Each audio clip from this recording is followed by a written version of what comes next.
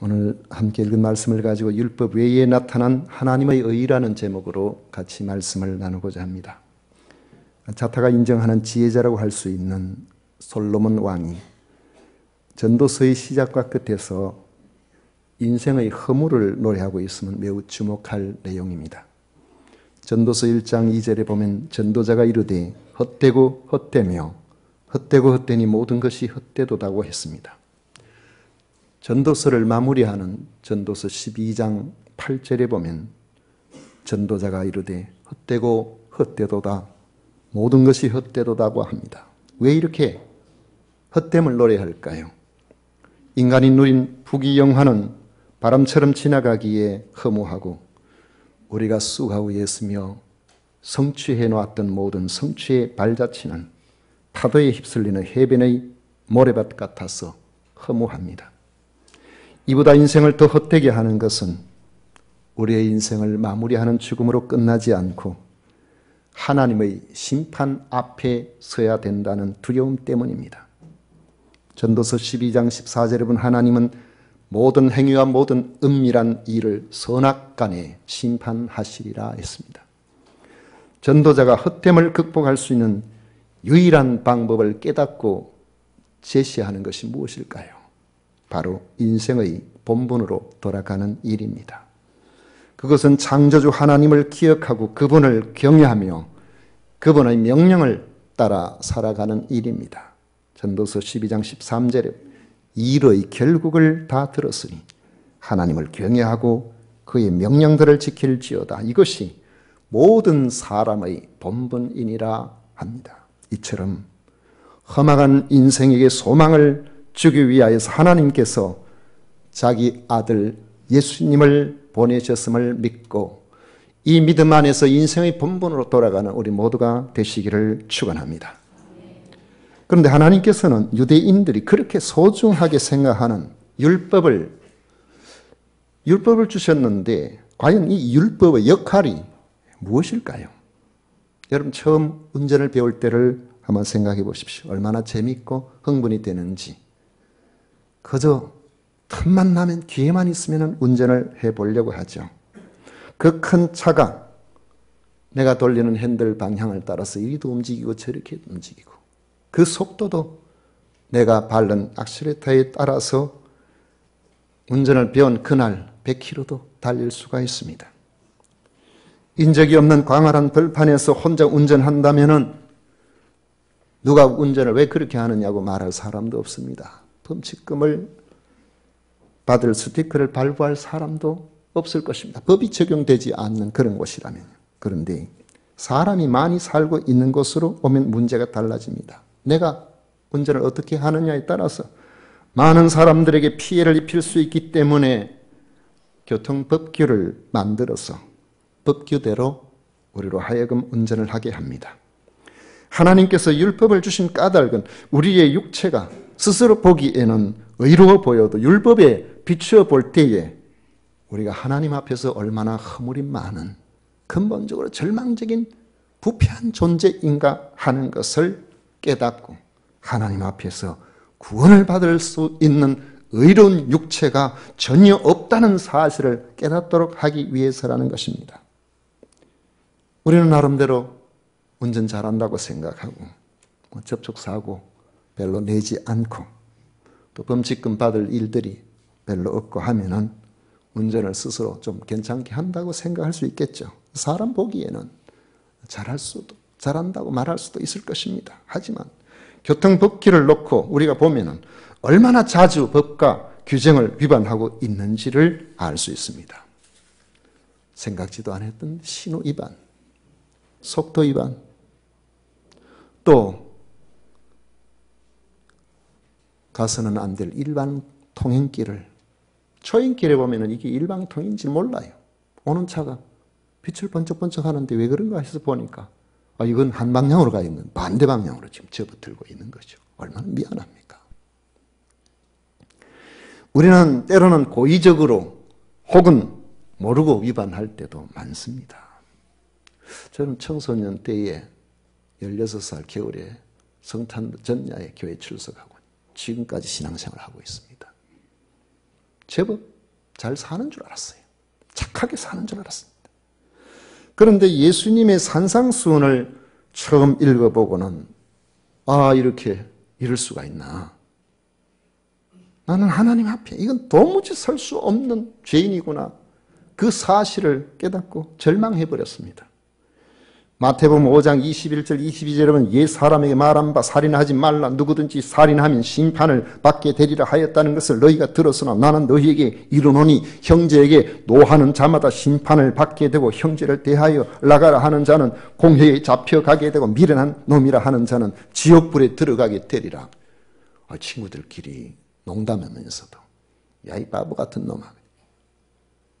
그냥 하는 말이었는데 이 세상에 하나님의 말씀에 비추어 볼 때 우리가 남을 무시하거나 우리 속에 들어있는 작은 미움 하나까지도 주님께서 보실 때는 하나님 보시기에 합당치 않은 죄인의 모습이었다는 것을 우리에게 보여주고 있는 것입니다. 하나님의 말씀을 모르면 자기가 제법 괜찮은 사람처럼 느껴지지만은 하나님의 말씀을 읽으면서 나는 깨끗하네. 성경을 읽어보니까 나는 허물이 아무것도 없네. 이렇게 자신할 수 있는 사람이 세상에 과연 누가 있겠느냐 하는 것이죠. 바울은 20절에서 말합니다. 그러므로 율법의 행위로 그의 앞에 의롭다 하심을 얻을 육체가 없나니 율법으로는 죄를 깨달음이니라. 성경을 읽으면 읽을수록 나는 하나님 앞에서 죄인이구나. 이 사실을 알게 되어서 더 이상 자신이 의로운 것처럼 행동하지 못하게 된다는 것입니다. 그리고 하나님의 심판 아래 있음을 알게 되면 이사야 선지자가 그러했던 것처럼 화로다 나여 망하게 되었도다 절망할 수밖에 없는 것입니다.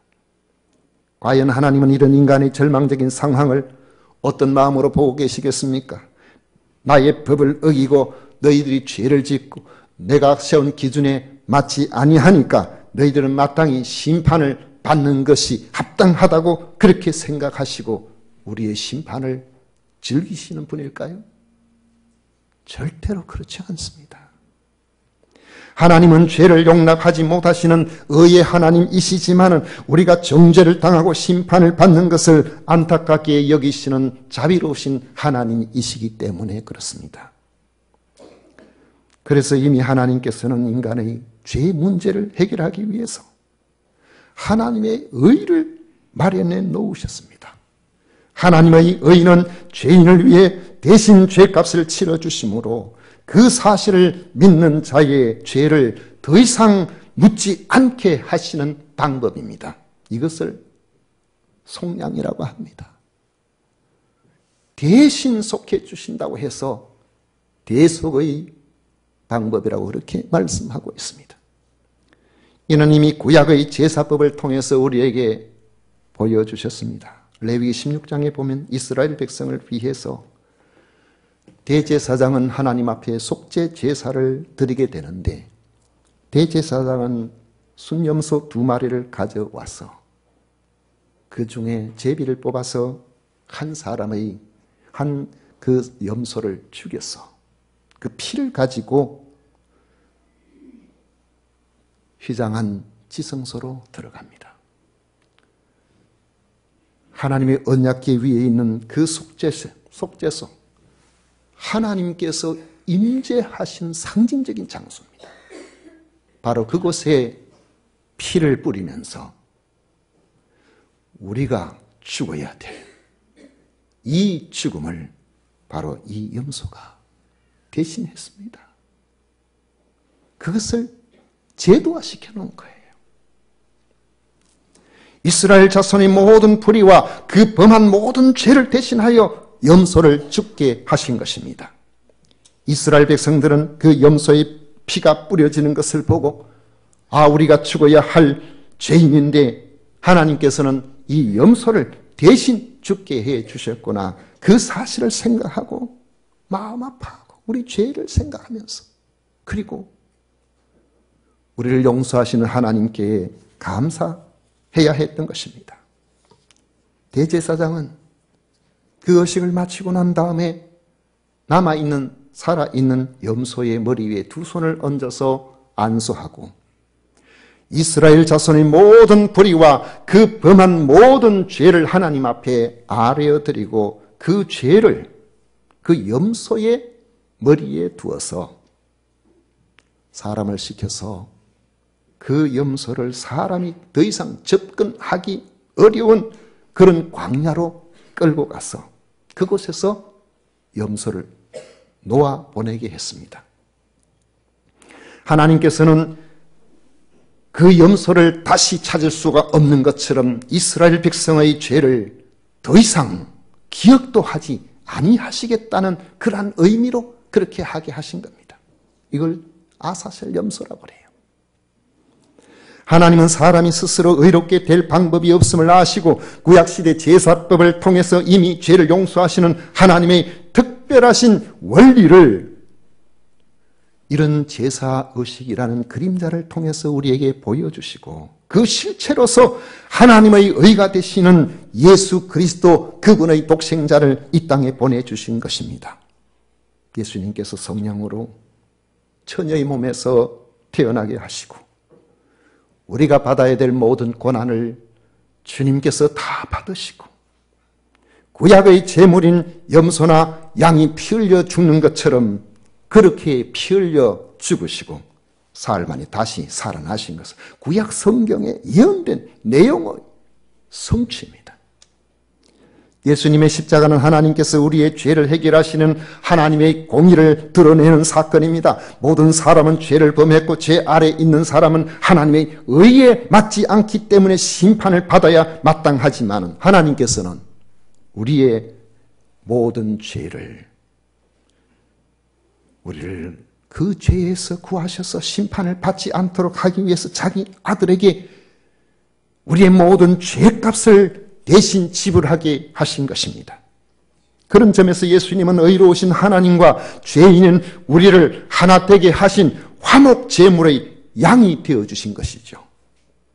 하나님은 화목 제물이 되신 예수님의 희생을 통해서 이제 더 이상 우리에게 죄를 묻지 아니하시고 우리들은 예수님 때문에 죄와 심판으로 절망하게 된 자리에서 이제는 하나님 앞에 나가 하나님의 그 사랑 앞에 담대함과 감사함으로 하나님의 자녀로서 죄로부터 심판으로부터 자유를 누릴 수 있도록 해 주신 것입니다. 이것이 하나님께서 자신의 의를 드러내시는 방식이에요. 25절에 보면 이 예수를 하나님이 그의 피로써 믿음으로 말미암는 화목 제물을 세우셨으니 이는 하나님께서 길이 참으시는 중에 전에 지은 죄를 간과하심으로 그냥 넘어가 주신다는 거예요. 봐도 못 본 것처럼 넘어가 주신다는 겁니다. 그렇게 자기의 의로우심을 나타내려 하심이라고 말씀하고 있습니다. 죄로 말미암아 죽게 된 우리들이 예수님의 속량으로 말미암아 심판을 받지 않게 되는 이것이 하나님이 받으실 영광입니다. 하나님께서 우리를 얼마나 사랑하셨으면 자기 아들이 대신 죄값을 치러주심으로 우리에게 더 이상 죄를 묻지 않게 되었다는 그 사실을 하나님은 영광으로 생각을 하실까요? 그것을 하나님께서는 기쁨으로 여기신다는 겁니다. 이것을 하나님께서는 자신의 의로움으로 받아들이시는 것입니다. 하나님께서는 죄로 말미암아 소망 없는 인류에게 하나님의 의가 되시는 예수 그리스도를 통해서 구원의 길을 열어 놓으신 것입니다. 그리고는 너희들이 죄에서 건져서 심판받지 않게 하려고 하는 그를 위해서 나의 독생자까지 죽음에 대신 내어준 바로 나의 이 마음을 좀 알아줘야 되지 않겠느냐고 말씀하고 계시는 겁니다. 우리를 사랑하시는 하나님의 마음을 알아들이는 방법이 무엇일까요? 바로 하나님께서 우리를 위하여 우리를 구원하려고 자기 독생자를 아끼지 아니하시는 그 사랑을 깨닫고 믿어드리는 겁니다. 우리를 구원하기 위해서 그렇게 하신 하나님의 그 놀라운 구원의 경륜을 우리가 믿어드리기만 하면은 하나님께서는 누구에게나 차별 없이 죄를 용서해 주고자 하시는 것입니다. 22절에 보면 곧 예수 그리스도를 믿음으로 말미암아 모든 믿는 자에게 미치는 하나님의 의인이 차별이 없느니라 했습니다. 하나님은 믿는 자마다 차별 없이 멸망하지 않고 영생을 얻게 해 주신다고 약속하십니다. 요한복음 3장 16절에 보면 하나님이 세상을 이처럼 사랑하사 독생자를 주셨으니 이는 그를 믿는 자마다 멸망하지 않고 영생을 얻게 하려 하심이니라 했습니다. 이는 그를 믿는 자마다 했어요. 세상에는 좋은 일일수록 거기에 우리에게 요구하는 것이 많습니다. 차별이 많아요. 거기에 합당한 우리가 되지 아니하면은 그런 것은 우리와 상관이 없는 경우가 참 많습니다. 그런데 이 세상에서 가장 귀하고 가장 좋은 이 영생, 영원한 구원을 얻는 바로 이 부분을 하나님께서 우리에게 허락하시면서 믿기만 하면은 유대인이 아니라도 좋아. 헬라인이라도 괜찮아. 누구든지 믿는 자마다 하나님께서는 차별 없이 우리의 죄를 사해 주시고 하나님의 백성으로 그것도 하나님의 자녀로 그리고 그 권세를 가지고 살아가는 이러한 하나님의 사람으로 삼으시겠다는 하나님의 약속입니다. 잘 살고 못 살고 귀하고 천하고 신분의 문제가 아니라는 것이죠. 남녀 노소의 구별이 없습니다. 오직 믿음으로 우리 하나님 앞에 나아가기만 하면 하나님이 하신 이 놀라운 구원의 원리를 기억하고 이 안에 하나님이 사랑이 계심을 알고 이것을 받아들이고 그것을 믿기만 하면은 하나님께서는 그 누구라도 자기 죄 때문에 멸망하지 않고 영생을 얻게 해주겠다는 약속을 우리에게 주신 것입니다. 사람들은 지금도 죄를 이야기합니다. 죄를 많이 이야기를 하죠. 그런데 무슨 죄를 이야기합니까? 자세히 들어보면은 자기 죄를 이야기하는 것이 아니고 남의 죄를 이야기하는 거예요. 당신이 잘못됐다고. 정치하는 사람이 잘못됐다고. 경제를 하는 사람이 잘못됐다고. 우리 이웃이 누가 잘못됐다고. 교회가 잘못됐다고. 전부 다른 사람의 죄를 이야기하지. 나의 가슴을 치면 내 죄를 통회하는 이들이 과연 오늘 찾아보기가 어려운 이런 시대를 우리는 살아가고 있습니다. 그래서 아무리 죄를 이야기하고 아무리 사회를 깨끗하게 하려고 해도 내 죄가 내가 변화되지 않기 때문에 내 죄 문제가 해결되지 않기 때문에 이 사회는 점점 더 어두워져 가고 점점 더 힘들어지고 이걸 우리가 막을 방법이 없는 것입니다. 이제는 하나님께서 보시는 그 눈으로 우리를 바라봐야 됩니다.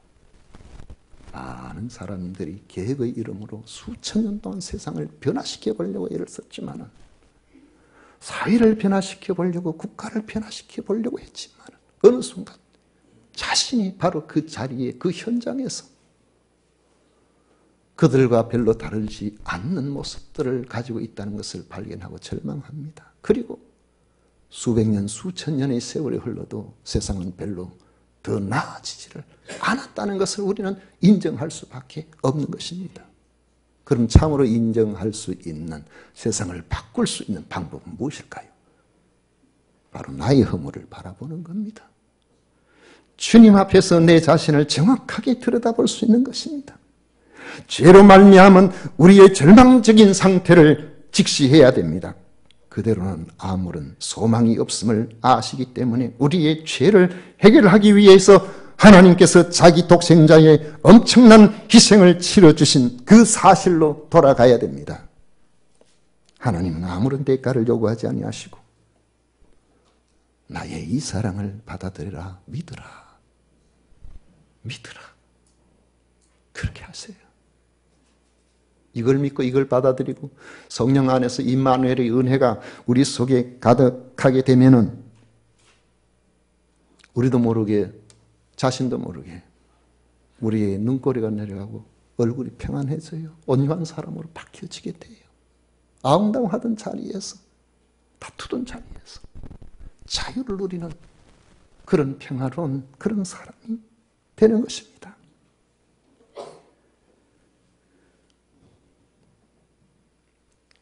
아무런 대가를 요구하지 아니하시고 오직 믿으라. 그러면은 죄를 간과하시겠다고 그렇게 하셨습니다. 내가 안 본 것처럼, 봐도 안 본 것처럼 지나가겠다. 왜요? 이미 거기는 예수 그리스도께서 내 죄를 위해서 대신 엄청난 희생을 지불했기 때문에. 그래서 값없이 의롭다 하심을 얻은 자가 되는 것입니다. 24절은 그리스도 예수 안에 있는 속량으로 말미암아 하나님의 은혜로 값없이 의롭다 하심을 얻은 자 되었느니라 했습니다. 성도 여러분, 우리가 예수님을 믿어서 이 땅에서 잘 되는 것도 좋습니다. 예수님을 믿어서 문제가 해결되는 것 좋습니다. 병에서 노임받은 것 좋습니다. 그러나 우리가 예수님을 믿는 근본적인 목적을 잊어버리면 안 됩니다.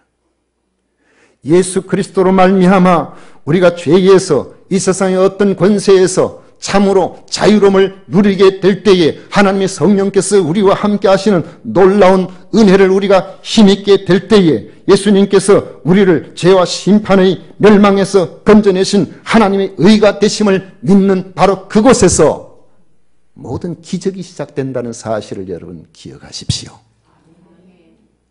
하나님의 역사는 그를 통해서 주님께로 우리로 하여금 더 가까이 나가게 하는 거예요. 저는 그냥 교회를 청소년 때 재미로 나갔었는데 하나님의 말씀을 듣고 4주 만에 부흥에 참석하고 부흥의 기간 동안에 하나님께서 주시는 말씀 가운데서 하나님의 살아계심을 증거하는 방식으로 치유를 경험한 적이 있습니다. 세상 돌이켜놓고 보니까 치유가 문제가 아니고 그 치유를 통해서 믿지 못하는 저에게 내가 얼마나 가까이 있는가. 성경을 통해서 말씀하고 있는 이 말씀이 얼마나 구체적으로 우리에게 다가오시는 하나님의 말씀인가. 그걸 깨닫게 해주시는 역사더라고요. 지금도 그때의 흔적이 아직 남아있습니다. 그런데 그것을 만질 때마다, 그것을 볼 때마다, 맞아. 하나님께서 치유해 주셨지. 하나님 살아계셨지. 하나님께서 나와 함께 하시지. 하나님께서 나와 함께 하시지. 그렇기 때문에 세상을 살아나가는 동안에 힘이 들어도 어려운 일이 있어도 오해를 당해도 구원받은 하나님의 사람으로 담대하게 믿음을 지켜나갈 수가 있는 것입니다. 치유 그 자체가 문제가 아니라 그를 통해서 내가 너 가까이 있다. 내가 너를 사랑한다. 내 말이 진리야. 그것을 알게 해주시는 하나님. 우리가 깨닫게 되는 것이 얼마나 큰 은혜인지 모릅니다. 우리가 예수님을 믿으면 하나님은 우리를 의롭다고 해주시고 하나님의 의도 나타나게 되는 것입니다. 나를 위해 하나님께서 자기 독생자를 십자가에 내어주셨구나. 예수님께서 나의 죄를 대신하여 십자가에 달리셨구나 하는 여러분의 감격적인 믿음이 여러분은 구원에 이르고 하나님을 기쁘시게 해드린다는 사실을 기억하시기를 바랍니다. 이 구원의 감격이 여러분들에게 계신다면 오늘 여러분들을 힘들게 하고 절망하게 만드는 문제가 무엇이든지 간에 하나님께서는 그 문제 때문에 넘어지지 않게 해주실 겁니다. 왜냐하면 하나님은 여러분의 아버지가 되시기 때문에 그래요. 하나님이 함께 하시는 이런 은혜가 구원의 감격을 회복함으로 여러분의 영과 여러분의 삶의 모든 부분에 살아계신 하나님을 체험하며 힘있게 살아가시기를 축원합니다.